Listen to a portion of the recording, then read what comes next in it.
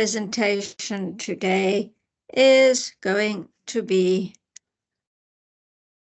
for our module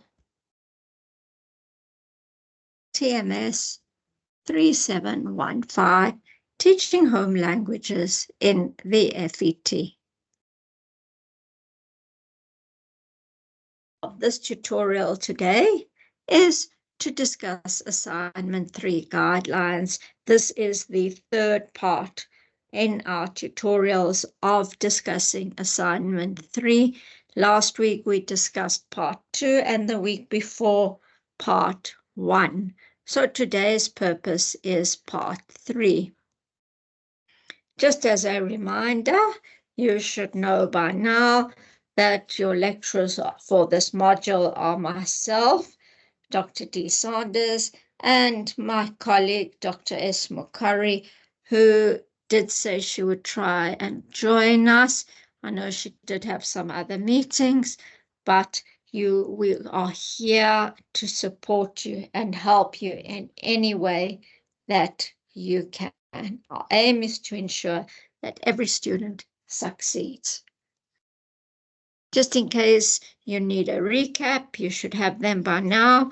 Our email addresses are esandard@unisa.ac.za and mukhas@unisa.ac.za. You are more than welcome to email us if you have any queries, suggestions, or just to say, hello, this is what I am up to today. We always value your communication. Just some general comments. We have discussed this before and you should be aware of it, but just in the way of a reminder, you should have all begun your Assignment 3 now. As you are aware, Assignment 2, 3, 4 are written assignments, so they do take time. They do require some in-depth insight, and they do require you to please read the questions carefully and to answer the questions exactly as asked. As I've always cautioned the students, please don't just scan through the question, find one word, let us say listening skills, and then go off and write your answer. See exactly what does the question ask? What is the question's focus? Please check the mark allocation for each question. You do not want to waste time by writing 6-7 pages answering one question that is worth 5 marks. And of course, the vice versa. If a question's worth 20 marks, please make sure that you have at least 20 valuable comments. And please check your work for any typing and grammatical errors. We are very fortunate to have Microsoft Word, an amazing word processor that helps us with our typing errors and also points out grammatical errors. Please take note, Assignment 3 is due on Monday, the 10th of June at 7 p.m. Please submit before time. With Assignment 2, we had challenges because the portal was temperamental that evening. Please, network issues do occur. The portal does sometimes need maintenance or not working. Please don't wait until 1 minute before 7 and then decide to submit. It's very, very challenging to obtain extensions and to open up the portal. Remember, you've only got one chance to submit. Once you click the submit button, your assessment is submitted to the assignment division, uploaded on the marking portal for us to mark. But of course, before you click on that submit button, which we did go into 2 weeks ago, you're welcome to go back and forth between the questions, change your answers, as long as you haven't clicked on the submit button and the due date has not expired.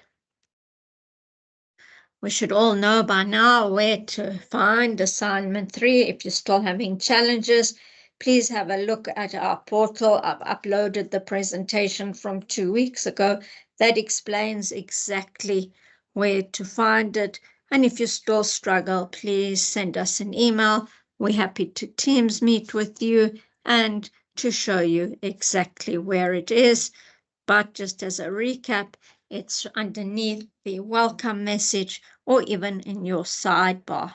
Assignment 3, underneath welcome message, assignment 1, assignment 2, and there you find assignment 3.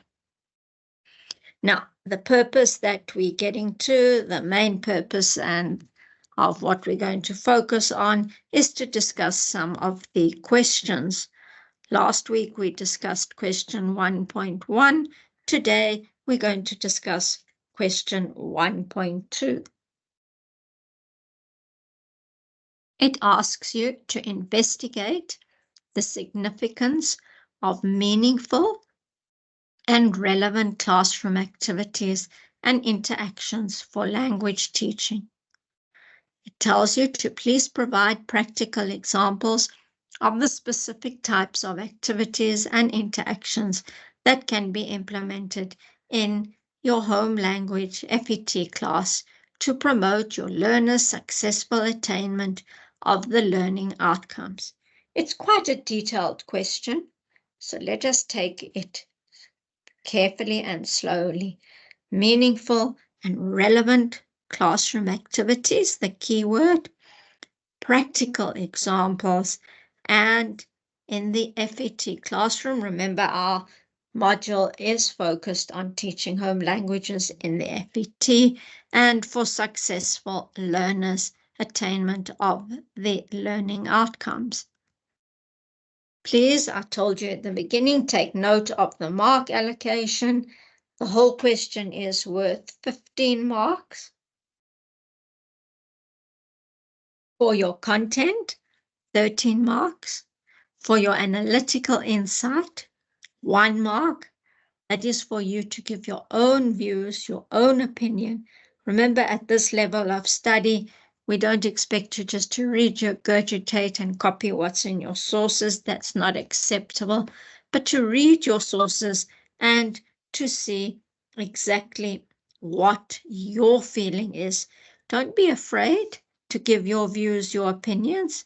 Even if you feel, oh, it differs to my lecturer or my fellow students, that's perfectly acceptable. It's your view. Justify it. It's 100%. And for your format and writing quality, 1 mark. Your total 15. So meaningful and relevant classroom activities. Remember, in a language diverse classroom, teachers are expected to select learning activities that support multiple language domains. We find in our classroom learners from all different diverse language backgrounds. So it's important that the teacher chooses the active learning activity that best aligns with the content and learning objectives. They must be meaningful and that they ensure your learner skill and cognitive development. They should always build on previous activities. It's no good that they're seen in isolation. So all your meaningful activities must build on one another. This enables the learners to engage with and develop their skills, knowledge, and understanding in different ways. Meaningful activities engage learners in active, constructive, intentional, authentic, and cooperative ways. Remember, when we talk about meaningful learning activities, we also must focus on active learning. What is active learning? It's an instructional concept based on 2 assumptions, namely, that learning is by nature an active endeavor and that there are multiple ways of learning. It also refers to the level of academic learner engagement in and out of the classroom. It's intended to make learners active, rather than passive participants in learning. It's no use these days. The new way of teaching is that learners are responsible for their own learning. They work together. The teacher is not there in the front of the class just to talk, wait till the end of the term, final examination, where your students just regurgitate what the teacher has said. Learners must be active. They learn best and become proficient in skills by practicing them, rather than merely being a spectator of the skills. As I said, such as listening to teachers talk about the skill, reading about the skill, or watching others perform the skill.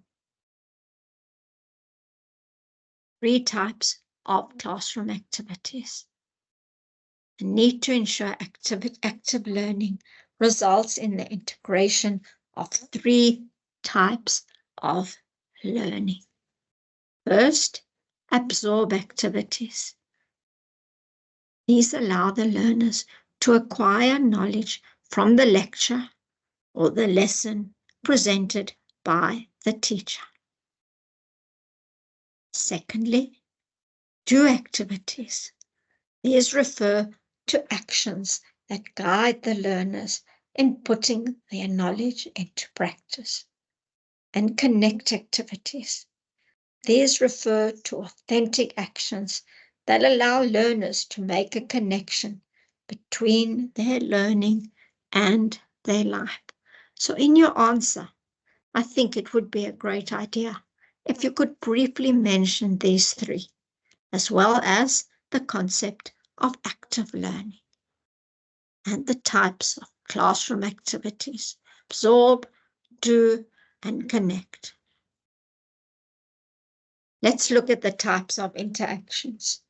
We have teacher-centered and learner-centered. Teacher-centered are obviously focused on teaching. They're lecture-based. The learner talking time is low, and teachers do not provide an opportunity for interactions among learners. And most of the classroom interaction is teacher-learner-centered.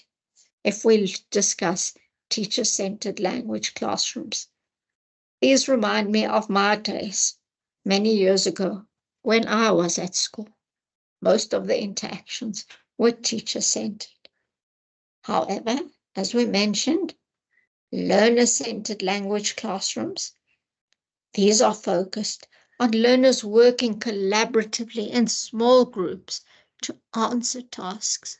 Please don't be afraid in your practical classrooms to allow your learners to work together, to pair them up, to work in groups. You will be amazed how much they actually learn and remember and enjoy the lesson. The tasks are designed in such a way that they have the potential for more than one answer. Learners' talking time is high and critical thinking is promoted. So don't be afraid of a noisy class. Those are the classrooms where the most learning is occurring. Learner-centered classrooms provide adequate time during activities for learners to think about the concepts, to receive feedback, to participate in discussions that may guide the actual lesson. So the focus of the lesson may happen to change because of what learners have come up with, their views. That is perfectly acceptable. And many activities allow the learners to engage in their own learning, to problem solve, to find things for themselves. Now, meaningful classroom activities. I've just given a few examples. Of course, I'm sure in your minds you're thinking of many, many other examples.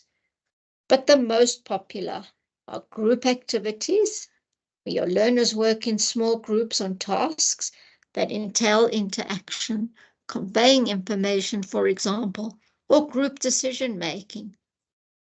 Teacher needs to walk around, listening, and obviously intervene if you see that the learners are not going in the right direction. We do have meaningful activities that require individual work. Not every activity is group work or pair work. Teacher gives a task, set of tasks. Learners go and work on them independently. And of course, the teacher must all the time monitor and assist those learners who require further assistance. Choral responses. The teacher gives a model, which is repeated by the entire class in chorus, or gives a cue that is responded to in chorus. Collaboration.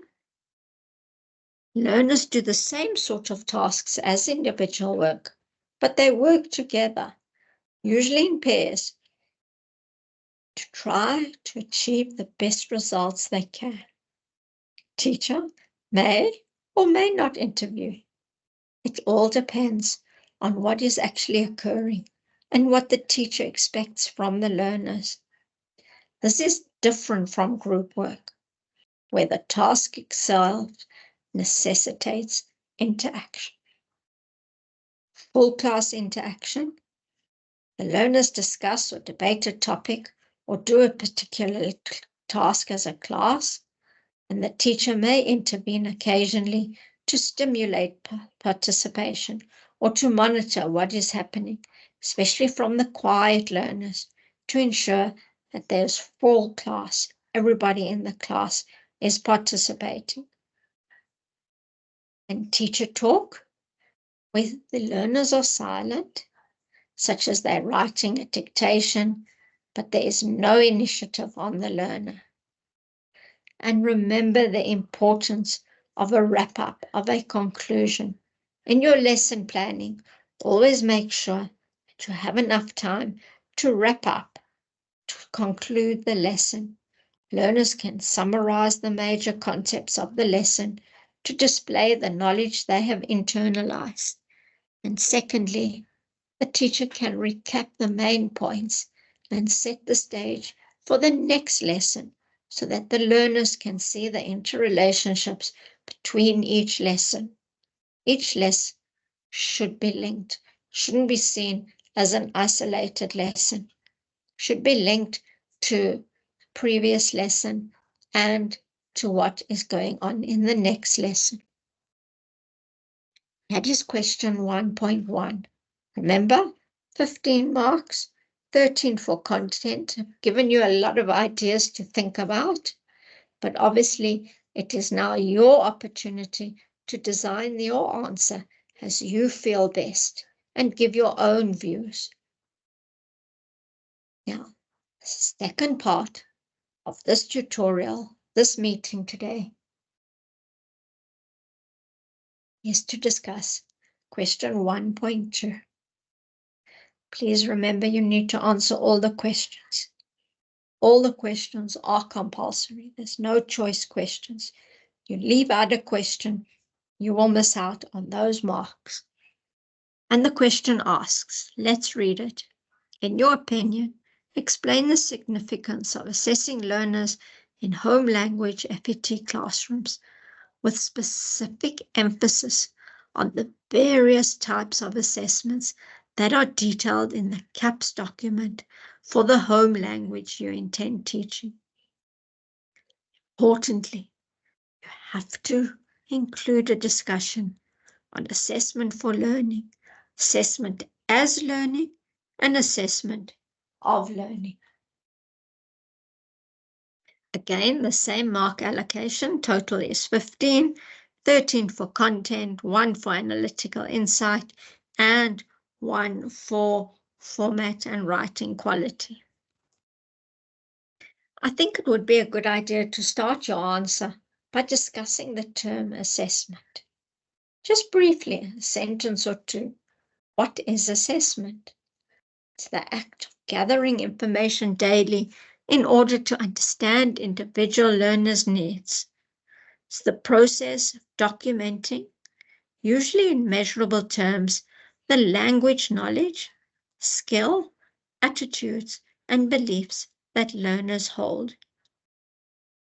It is important since teachers use it to decide whether individual learners are progressing on specific aspects of the curriculum.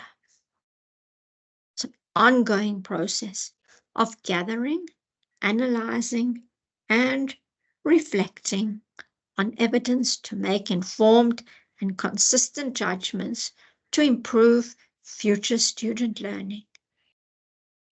It helps the teacher to discover how certain methods or materials, how certain teaching techniques are working in that class. We said classrooms are diverse. What works for one class may not work for the other class. As a teacher, you need to find out what works for each individual unique learner and each class, and adapt your teaching techniques. An assessment will help us in this direction, to guide us in this correct direction. As we remember, our question asked assessment for learning, assessment as learning, and assessment of learning. If you don't include a discussion on that, you will lose a lot of marks. So, assessment for learning occurs when teachers use inferences about learner progress to inform their teaching. It's formative assessment. It establishes a classroom culture that encourages interaction and the use of assessment tools. It also occurs throughout a learning sequence and is planned when teachers design teaching and learning activities. It involves teachers sharing learning intentions and explicit assessment criteria with learners. In assessment for learning, teachers and learners are setting, monitoring learner progress against learning goals. It requires teachers to ascertain learners' prior knowledge, conceptions, and misconceptions. Assessment for learning. Assessment as learning. This occurs when learners reflect on and monitor their progress to inform their future learning goals. It involves learners monitoring their learning and using feedback from this monitoring to adjust and change their skills and understanding. It establishes learners' roles and responsibilities in relation to their learning and assessment. And it empowers learners to consider strategies for learning and involves self-assessment and peer assessment. Assessment as learning. An assessment of learning, when the teachers use evidence of learners' learning to make judgments on learner achievement against goals and standards. This is your summative assessments, your tests, your exams, your final projects. It enables learners to demonstrate what they know and can do and what they have learned. It describes the extent to which a learner has achieved the learning goals, including the standards, the assessment standards for that particular lesson or that particular group of work that has to be completed. It uses teacher judgments about learner achievements at a point in a specific time. For example, end of term exam or end of module exam. There are different types of language assessments that we can use. Got diagnostic. This ascertains prior to teaching each learner's language knowledge and skills. It enables a teacher to establish learners' prior knowledge and background. It involves giving a pre-test to establish learners' knowledge and skill in relation to one or more of the 3 strands of learning languages. It includes interviewing learners about or in the target language to determine their skills and competence. It involves teachers administrating a practical task.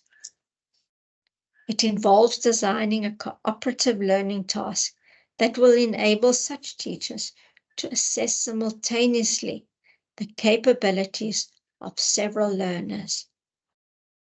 It involves questioning, which is used to probe learners' knowledge and skills. Formative assessment.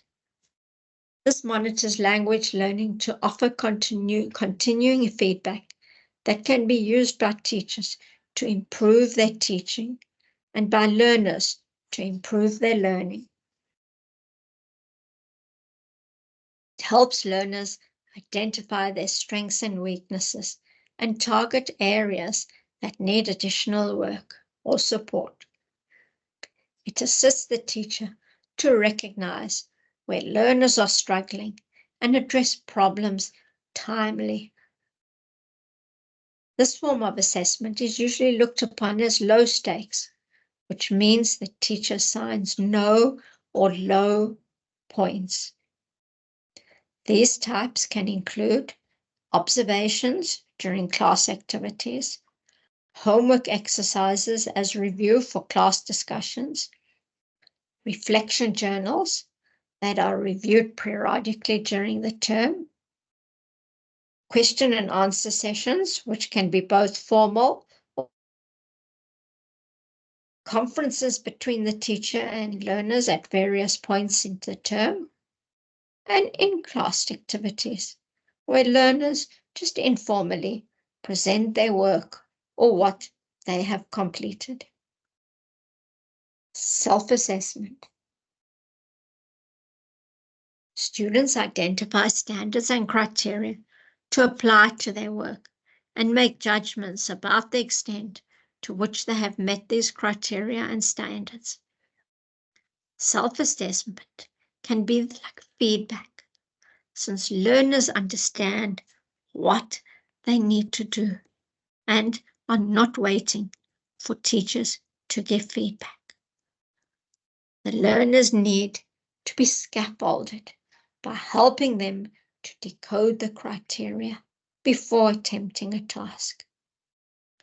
The focus of self-assessment is on constructive criticism, self-monitoring, and self-correction, which are powerful motivators for our learners to improve their learning.